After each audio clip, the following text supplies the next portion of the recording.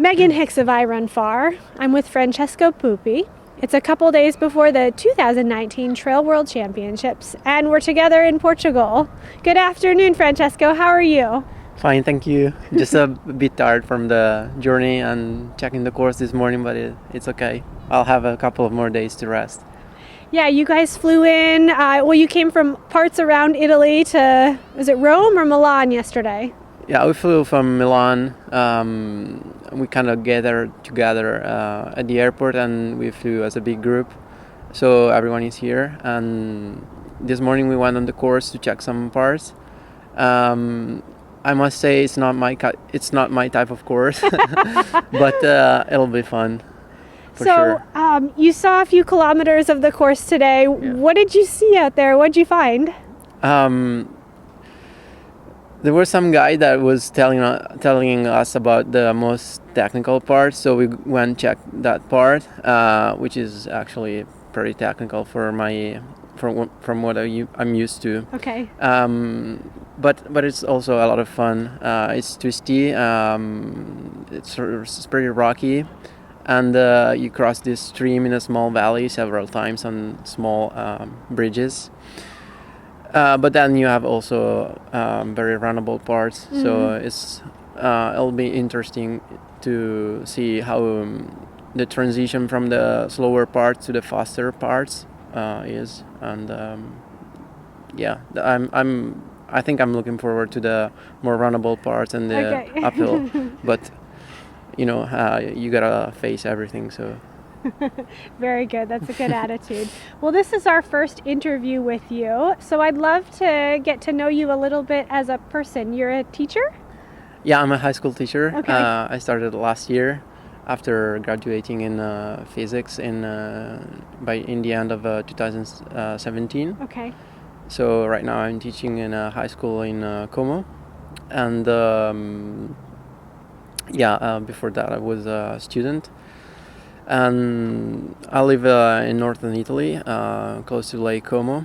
If you know where it is, it's north of Milan, and it's nice, I think, because you have a bit of everything. Like we live at the footstep of the Alps, so once you get up to the right mountains, it's right out of the door.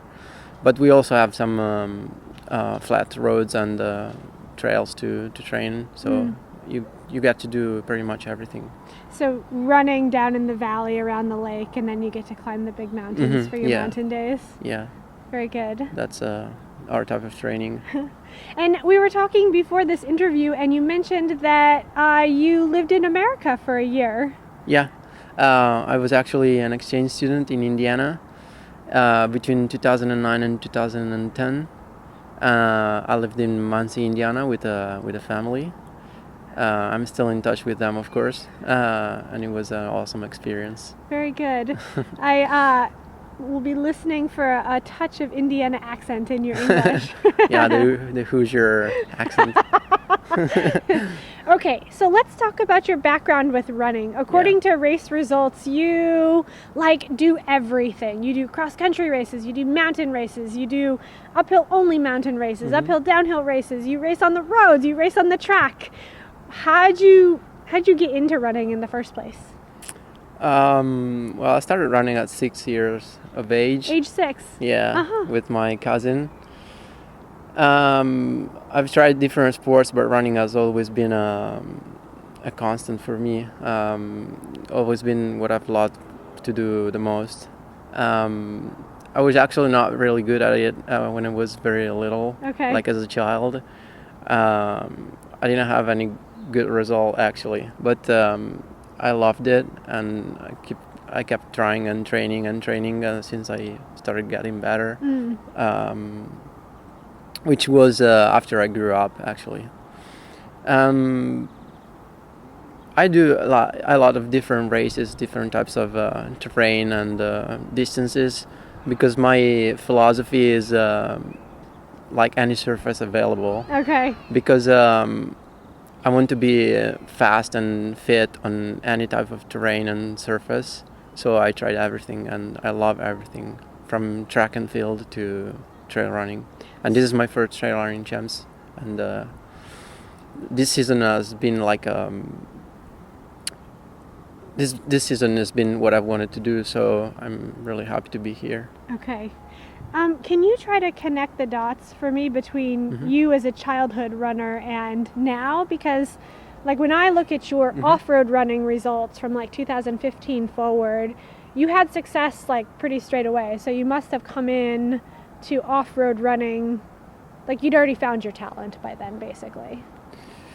I mean, you like started mountain running in 2015, then 2016 you hit the podium at Sierra Zinal. Yeah. Like that, I mean, where'd you get that skill set beforehand? That's what I'm trying to figure out. Yeah. It actually came very naturally. Okay. I don't know. I tried the first mountain races in 2013, 2014. Okay. I remember running the national champs in Italy. Okay. And nobody knew me in 2014, so it was a big discovery for me. Okay.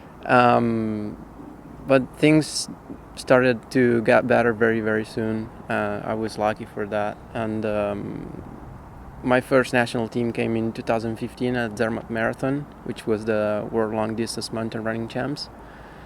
And my first podium in a major championship. Then a year later came the podium at Sierra Zinal, which was probably the most one of the best results. One of the results I'm really proud of, because it's an amazing race, and that's where the real mountain running atmosphere is really felt. Yeah, so you mentioned before, like this is your first time doing trail championships. I think, if I have it right, the Zermatt Marathon was your longest race in terms of time. Yeah, so far, that's true. until this weekend. Until this weekend. Okay, yeah. So I raced in Permana at Gir du Mont, which was the World Long Distance Mountain Running Champs, which was a race slightly over 3 hours, right. But the distance was only 32 kilometers. So this weekend will be much longer, I think. So by like a technicality, this weekend you will race a trail running championship and you'll enter into the ultra running world too. That's true. What are you sort of thinking ahead of both of those things? Well, I have to see how it goes on Saturday, but the trail running world is so big, and I still have to discover it. So that's one chapter I want to start in my running career, and ultra running is of course part of it, and I think as I grow up, as my running career becomes longer, I'll move up to longer distances. But before that, I want to have some fun on the mountain running and the shorter distances as well. Now, sort of, there's a bit of a tendency for mountain runners to say, well, we're mountain runners, and for trail runners to say, well, we're trail runners, and ultra runners to say, well, we're ultra runners. But there really is a lot of like fluidity in sports, and you know, for instance, tomorrow there will be characteristics to the surface that's very much like sky running, except for you're not in the sky per se, and you know, things that are a little bit like mountain running, but it's trail running.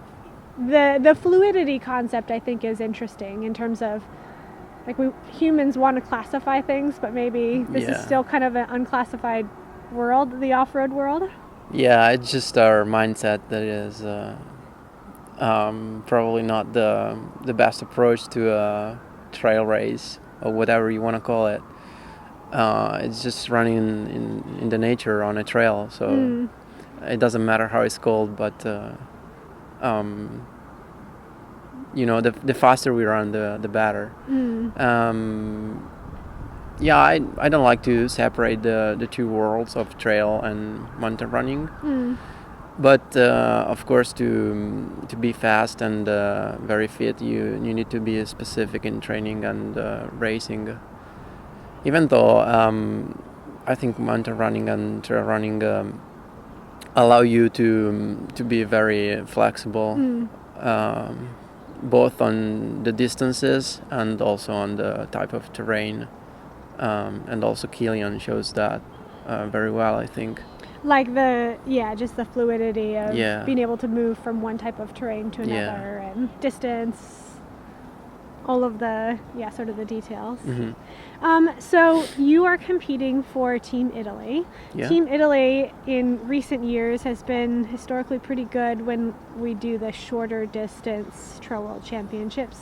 Talk to me about how Team Italy is looking. I mean, you ran with everybody today. Yeah. How's it going to be? I think they're very good guys. There's the veteran Marco De Gasperi, which comes from a very good mountain running background.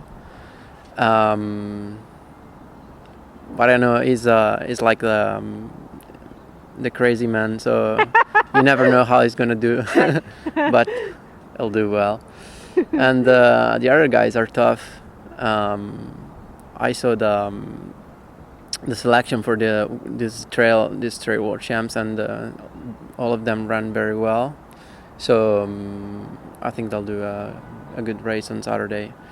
Italy has been historically weaker on longer distances and better on shorter ones. So this year I think it suits better for our team.